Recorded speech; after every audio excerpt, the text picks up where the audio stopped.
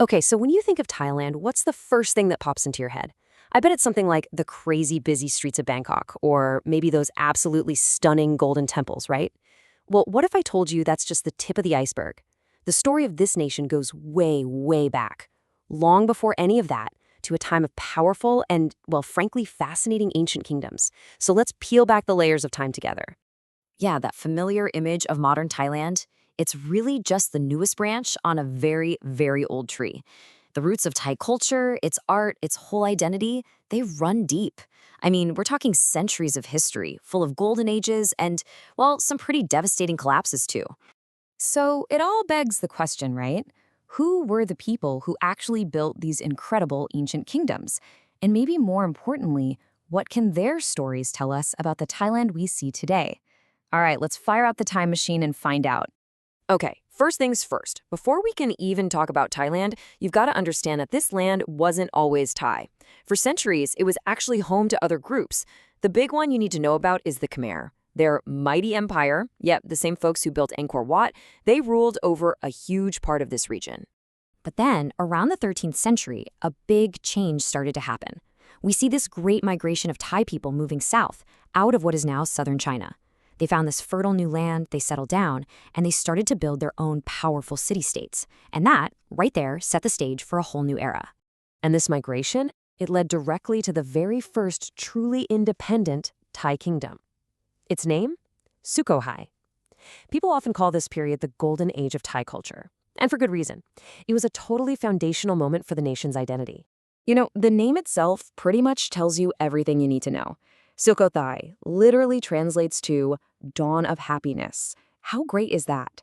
It just perfectly captures that sense of hope and prosperity that really defined this new kingdom when it was founded back in 1238. Now, at the heart of Sukhothai's success was this one incredible ruler, King Ramkhamshang the Great. And his legacy, wow, it's immense. First off, he created the very first Thai alphabet. That was a total game changer for forging a distinct cultural identity. He also cemented Buddhism as the state religion, and this is really cool, he set up this idea of a just, almost fatherly rule. He wasn't some distant, untouchable emperor. He was seen as a protector, a father caring for his children. So, as Sukhothai's influence eventually started to fade, a new power rose up in the south.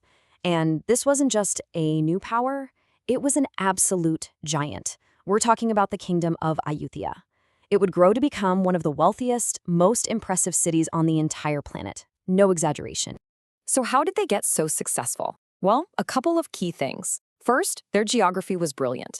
The capital city was built on an island, surrounded by rivers, which basically made it a natural fortress. But second, and this is crucial, they were masters of international trade. They welcomed merchants from all over, Portugal, China, Japan, and they controlled these incredibly valuable trade routes for stuff like spices and rice. And all of that success, it fueled a massive population explosion. Get ready for this number.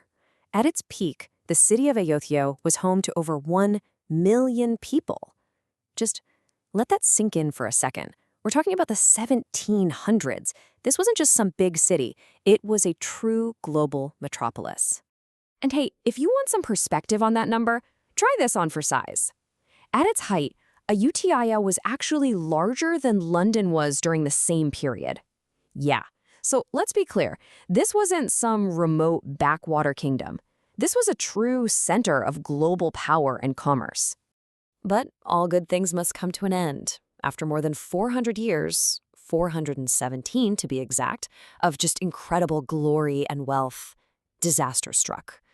The story of Ayutthaya takes a really tragic, dramatic turn here, one that leads to the complete and utter destruction of this magnificent kingdom. And just look at how fast it all happened. In 1765, the neighboring Burmese kingdom launches this massive invasion. Just 2 years later, in 1767, after a brutal siege, the city falls, it's burned to the ground, it seems like it's all over. But the story doesn't end in the ashes. In that exact same year, the Thai people rally, and a new capital is founded. This incredible comeback was led by one man, a brilliant general named Taksin. He somehow managed to rally the scattered Thai forces, drive out the invaders, and put a kingdom back together. He chose a new capital, Thonburi. It's right across the river from modern-day Bangkok, and in doing so, he literally saved the nation from being wiped off the map. Now, King Taksin's reign was short, but it was absolutely vital. You can think of it as the crucial bridge that paved the way for the fourth and final kingdom in our story, Rattanakosin. And this is the one that would build modern Bangkok and establish the royal dynasty that's still in place today. So the foundation of modern Thailand really happened in 3 key steps. Step 1. In 1782, a general named Chakri becomes King Rama I, and he establishes the Rattanakosin Kingdom and the Chakri dynasty, the very same one that rules today. Step 2. He moves the capital across the river to a better, more defensible spot, a little place called Bangkok. And that was the birth of a whole new era. This Rattanakosin period was all about resilience and preserving Thai culture. They got to work rebuilding the nation's magnificent temples, but they also did something else, something that none of their neighbors managed to pull off. Through some seriously skillful diplomacy, they avoided being colonized by European powers. I mean, think about that. That's a truly remarkable achievement in that era of history. All right, so let's put it all together. A quick recap. Our journey kicked off with Sukhothai, the dawn of happiness, the kingdom that gave us the Thai alphabet. Then came the magnificent trading empire of Ayutthaya, 400 years of power that ended in ashes. That tragedy led to the short but super important Thonburi Kingdom, which basically saved the day and paved the way for our final stop, Rattanakosin, the kingdom that built Bangkok and started the dynasty that endures to this day. You know, from that dawn of happiness in Sukhothai to the mind-boggling riches of Ayutthaya, these ancient kingdoms built so much more than just palaces and temples. They forged a national identity.